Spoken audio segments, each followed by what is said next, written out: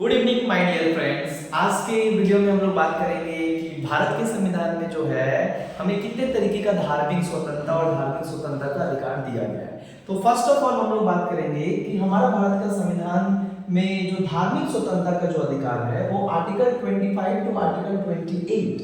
So under Article 25 to 28 in our Indian Constitution talks and provides certain and several religious freedom to all people। हमारे भारत में सभी व्यक्ति को धार्मिक स्वतंत्रता और धार्मिक आजादी जो है भारत के संविधान के अनुच्छेद 25 से लेकर 28 में क्या किया गया दिया गया है। तो अब हम लोग चलते हैं कि कितने तरीके का भारत का संविधान में हमें धार्मिक आजादी दिया गया है, जिसके और ये हर एक व्यक्ति को जानना काफी जरूरी है, क्योंकि कोई भी व्यक्ति हम लोग में से जितने भी लोग हैं वो किसी न किसी धर्म से तो आते ही होंगे, राइट। तो उनको बहुत जानना जरूरी है कि हमारा संविधान जो कॉन्स्टिट्यूशन जो सुप्रीम डॉक्यूमेंट है वो हमको कितने तरीके का धार्मिक आजादी हम लोग को एक स्वतंत्र देश में भारत के नागरिकों को दिया गया है। तो सबसे पहले बात करते हैं कि 4 तरीके का जो है हमें आजादी दिया गया है। कितने तरीके का आजादी दिया गया है? 4 तरीके का। ये कौन कौन सा है? सबसे पहले हम लोग डिस्कस करेंगे freedom of conscience, free profession, practice and propagation. तो article 25 states the freedom of conscience, free profession, practice and propagation। 4 तरीके की आजादी के बारे में जो है हमें बताया गया है। तो सबसे पहले हम लोग डिस्कस करेंगे कि जो फ्रीडम ऑफ कंसाइंस है इसका मतलब क्या है। देखो, फ्रीडम ऑफ कंसाइंस का मतलब क्या होता है कि धार्मिक चेतना का अधिकार है। हर एक व्यक्ति को धार्मिक चेतना का अधिकार है। चेतना का मतलब होता है कि आप किसी भी धर्म को आपको मानने का अधिकार है, और उस धर्म को मानने का अधिकार है, धर्म को आपको कंसाइंस करने का अधिकार है, उसको बिलीव करने का अधिकार है और उसको आप अपनाने का अधिकार है। सबसे बड़ा बात है कि आपको तो कोई भी धर्म जो है आपको अपनाने का अधिकार है और उसके प्रति आपको चेतना रखने का भी अधिकार दिया जाता है। That is called the first one, freedom of conscience. Freedom of conscience का मतलब होता है हर एक व्यक्ति को हमारा संविधान ये इजाजत देता है कि वो किसी भी धर्म को क्या कर सकता है, अपना सकता है। That means all persons and every person are free to adopt any kind of religion according to their own belief and according to their own will।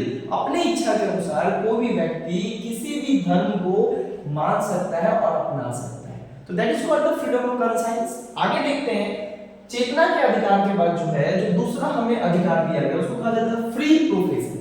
Free profession का मतलब क्या होता है? फ्री प्रोफेशन का मतलब होता है कि जो आप धर्म मानते हो उसको आप क्या कर सकते हो, फ्रीली खुलेआम कह सकते हो कि हाँ मैं सनातन हूँ, मैं हिंदू हूँ, मैं मुस्लिम हूँ, मैं सिख हूँ, मैं ईसाई हूँ, मैं क्रिश्चियन हूँ, मैं जैन धर्म हूँ।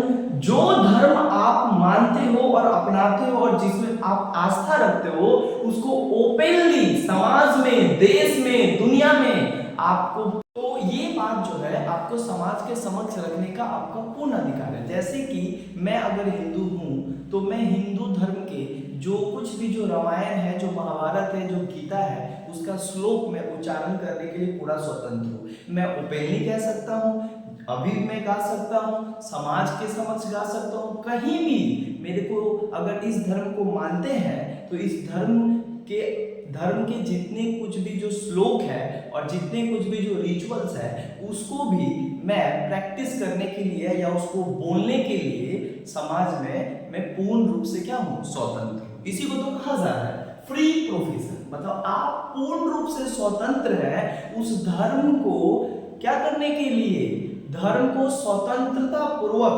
सभी के समक्ष और स्वतंत्र रूप से उसको क्या करने के लिए, मानने के लिए, जताने के लिए, हर एक चीज के लिए।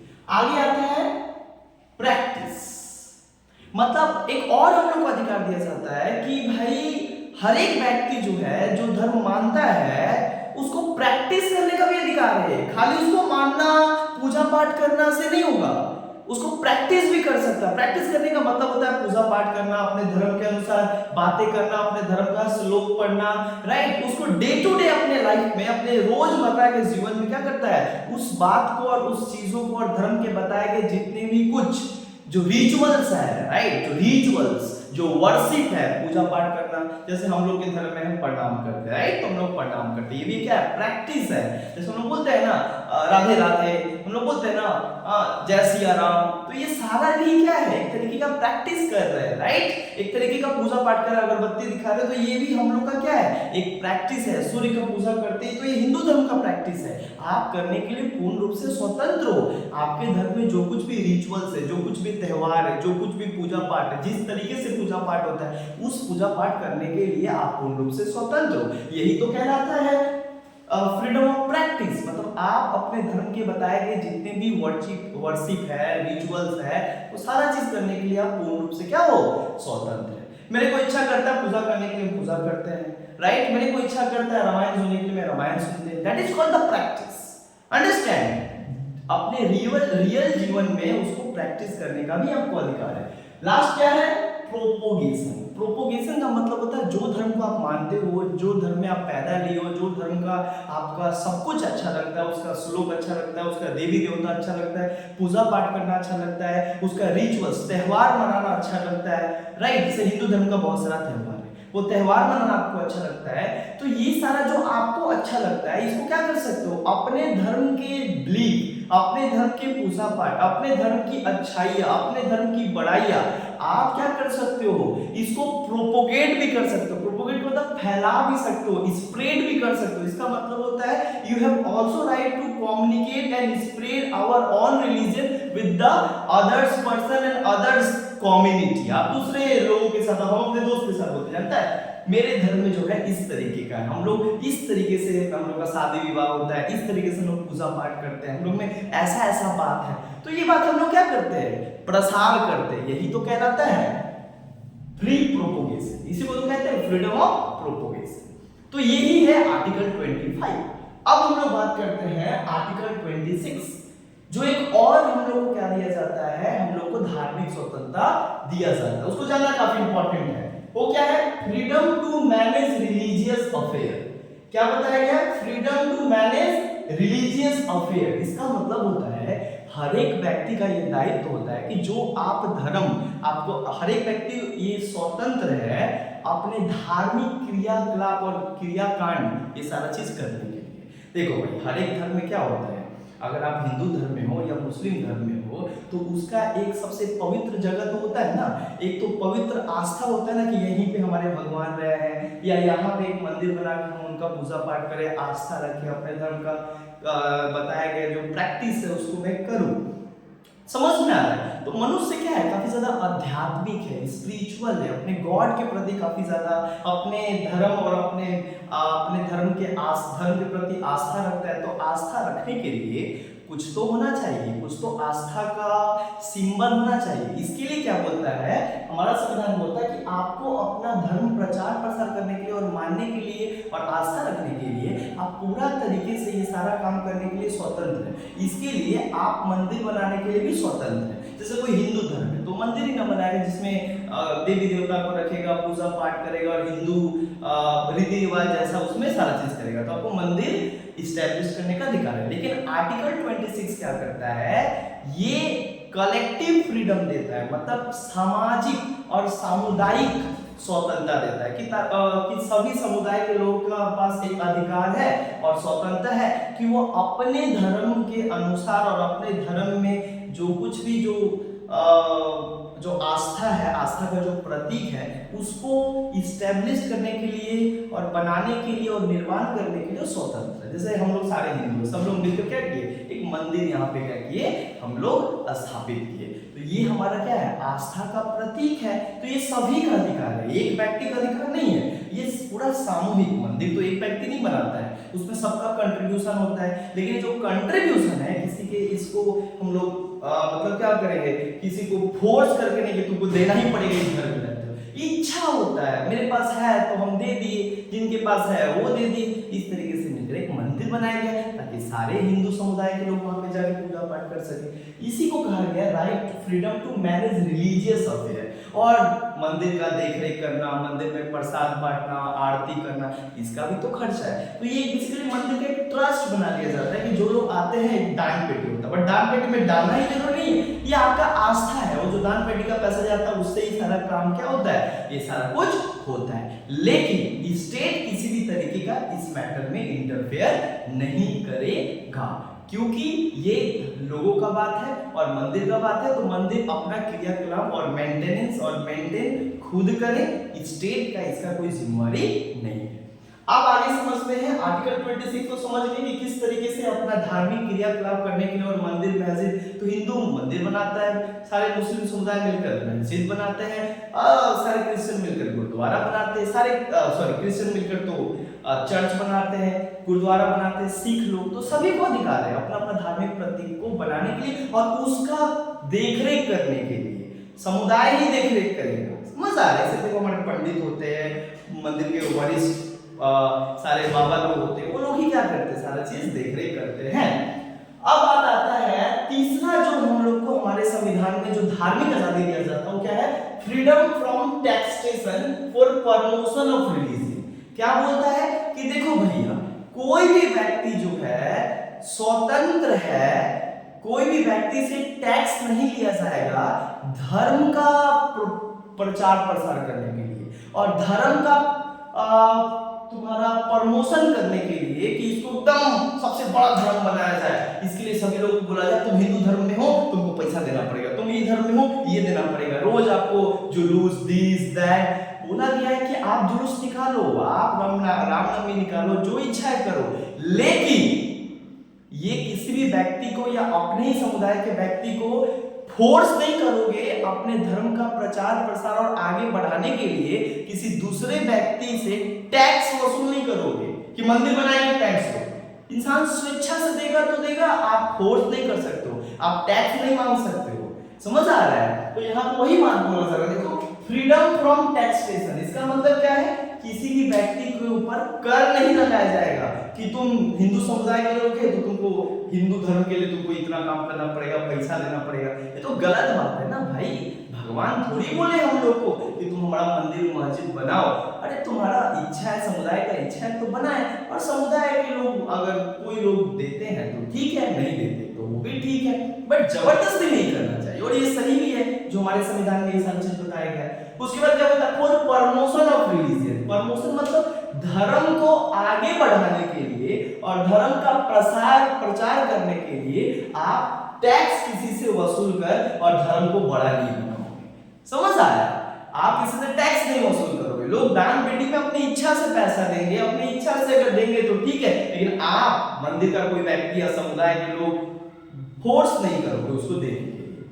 समझ आया? कितना अच्छा बात यहाँ पे कहा गया है। सही बात है भाई, नहीं तो क्या होगा कि गरीब इंसान खाने का बस पैसा नहीं, बोले मंदिर में तो तुम हिंदू धर्म में हो, तुम्हारा ये हो जाएगा। नहीं भाई, स्वेच्छा होना चाहिए इसमें लोग। तो यहाँ पे आर्टिकल 27 में समझ में आया कि किस तरीके से freedom from taxation for promotion of religion, धर्म का प्रचार प्रसार करने के लिए आपको कोई टैक्स का सहारा नहीं ले सकते हो। आप हाँ कुछ आप कर सकते हो, जैसे प्रसाद आप देते हो तो वहां पे आप पैसा ले सकते हो। दूसरा, आप जैसे भी बहुत सारे मंदिर में क्या होता है, स्पेशल एंट्री, मतलब लाइन में नहीं लगाओगे, डायरेक्ट जाओगे तो वहां पे वो लिया जा सकता है। चप्पल ओपल रखने का वो सारा बात अलग है, वो टैक्स नहीं है, वो एक फी की तरह है। टैक्स मतलब क्या, आपको देना ही होगा, ऐसा कुछ बात नहीं। मंदिर में जाना पूरा तरीके से स्वतंत्र, कोई पैसा वगैरह नहीं लगेगा मंदिर में प्रवेश करने के लिए या मंदिर को प्रचार प्रसार करने के लिए। अब बात आता है last, freedom from attending religious instruction. देखो ये ध्यान से समझना, बहुत बहुत इंपॉर्टेंट है। आर्टिकल 28 हमारा भारत का संविधान, ये हम लोग को स्वतंत्रता देता है कि कोई भी धार्मिक निर्देश किसी भी एकेडमिक इंस्टीट्यूशन मतलब शैक्षणिक संस्थान में नहीं दिया जाएगा। That means all kind of religious instruction should be prohibited in all the academic institution. जहां कहीं भी क्या होता है, शिक्षा से जुड़ा संस्थान है, वो चाहे स्कूल हो, चाहे कॉलेज हो, चाहे कोई भी प्राइवेट या पब्लिक कोई भी हो, जो स्टेट के द्वारा फंड किया जाता है या वो स्टेट के देख रेख निगरानी में आता है, कोई भी शैक्षणिक संस्थान मतलब जहां पे पढ़ाई लिखाई होता है, स्कूल हो गया, कॉलेज हो गया, यहाँ पे धार्मिक रिलीजियस इंस्ट्रक्शन मतलब क्या होता है, धार्मिक निर्देश नहीं दिया जाएगा। धार्मिक निर्देश से स्वतंत्रता मतलब मान लो अब स्कूल कॉलेज है तो वहां पे तो पढ़ाया जाएगा ना, वहां पे तो धर्म का ज्ञान नहीं दिया जाएगा। इससे क्या होगा, धार्मिक कट्टरता पैदा हो जाएगा लोगों के अंदर। इसीलिए संविधान आर्टिकल 28 कहा, क्योंकि भाई धर्म ठीक है अपने जगह पे ठीक है, आप धर्म को मानो, आपको मंदिर मस्जिद में जाओ, लेकिन स्कूल कॉलेज तो क्या है, ओवरऑल डेवलपमेंट के लिए बनाए गए कि इंसान के स्किल डेवलप करने के लिए, इंसान के बिहेवियर आचरण में सुधार लाने के लिए, कि इंसान को बेहतर इंसान और ह्यूमन बनाने के लिए स्कूल कॉलेज बनाया गया है। अब स्कूल कॉलेज में भी तुम रिलीजियस इंस्ट्रक्शन दोगे और आकर ज्ञान मारोगे धर्म का कि ऐसा धर्म है वैसा धर्म है, इससे क्या होगा, समाज में गलत असर जाएगा। इसीलिए इसको पाबंदी लगा दिया गया है, प्रतिबंध लगा गया है कि कोई भी धार्मिक निर्देश किसी भी तरीके का स्कूल कॉलेज और शैक्षणिक संस्थान पर में नहीं दिया जाएगा। और किस तरीके का शैक्षणिक संस्थान, 4 तरीके का। पहला है स्टेट फंडेड, अगर कोई स्कूल है और वहां पे वो शैक्षणिक संस्थान चाहे स्कूल हो चाहे कॉलेज हो, जो पूरा स्टेट क्या करता है, फंड देता है, मतलब स्टेट सरकारी स्कूल सरकारी कॉलेज स्टेट ही चलाता है, स्टेट ही पैसा देता है, उस स्कूल में तो कभी रिलीजियस इंस्ट्रक्शन दिया ही नहीं जा सकता है। दूसरा क्या है, मान लो स्टेट फंडेड नहीं है, इंडिविजुअली बनाया गया कोई स्कूल है, लेकिन अगर उसका एफिलिएटेड, अगर वो स्कूल एफिलिएटेड है गवर्नमेंट से और गवर्नमेंट से सर्टिफाइड है और बेसिकली क्या होता है कि गवर्नमेंट के सारे रूल रेगुलेशन को फॉलो करता है, तो वो भी क्या होगा कि वहां भी रिलीजियस इंस्ट्रक्शन नहीं दिया जाएगा। और एक आधा स्कूल जो है सरकारी पैसे से चलता है और आधा गैर सरकारी, मतलब एक व्यक्ति आधा पैसा देता है और आधा पैसा सरकार से देता है। वैसे भी स्कूल में आप क्या नहीं कर सकते हो, धार्मिक इंस्ट्रक्शन मतलब धार्मिक जो ज्ञान है, जो धर्म का ज्ञान है, आप नहीं दे सकते हो, राइट। इस तरीके का है। और एक क्या होता है, fully funded by state government, right, यहां भी नहीं दिया जा सकता है। इसके लिए है, आप अगर धार्मिक अगर मान लो कोई माइनर बच्चा है जिसका उम्र 16 साल से कम है, 12 साल से कम है, तो उसको अगर ज्ञान लेना है तो उसको पिता से परमिशन लेना पड़ता है, उस वहां पे दिया जाता है, बट उसको स्कूल नहीं कहा जाता। अंडरस्टैंड। तो ये तरीके का जो है, जैसे बहुत सारे हमारे इस्लाम में दोस्त है जो लोग क्या करते हैं, नमाज पढ़ने जाते हैं, तो नमाज पढ़ना एक अलग चीज हो गया, तो स्कूल नहीं जाते पढ़ने, समझ आ रहा है। नमाज एक अलग जगह हो गई जहाँ पे केवल कुरान का और धर्म का ही ज्ञान दिया जाता है, बट कोई शैक्षणिक संस्थान नहीं है। तो इस तरीके से हम लोग का ये right to religious freedom complete हुआ। आगे के वीडियो में हम लोग क्या करेंगे, right to culture and educational freedom के बारे में हम लोग बात करेंगे। तब तक खुश रहिए और मुस्कुराते रहिए।